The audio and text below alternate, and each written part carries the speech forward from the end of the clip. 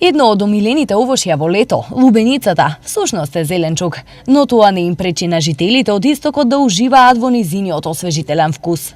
Па свежа, изладаш ја и малку се освежиш. Правиме сладко, да. Посебна е таа лубеница за сладко.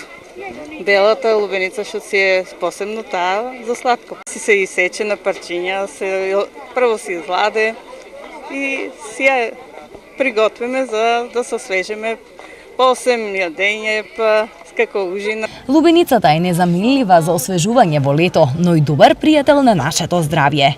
Покрај освежителното дејство кое што го дава лубеницата, таа исто така е добра и за органите за варење. Припомага при отстранувањето на течностите и отровните материи од организмот.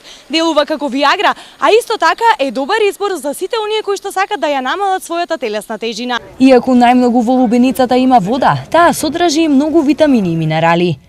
Плодот на лубеницата најмногу има витамини од групата Б и витамин С. Од минерали има калиум, магнезиум, фосфор, калциум, цинк, железо и бакар. Сезоната на лубениците започна, па зрелите плодови лесно можете да ги најдете на градскиот пазар.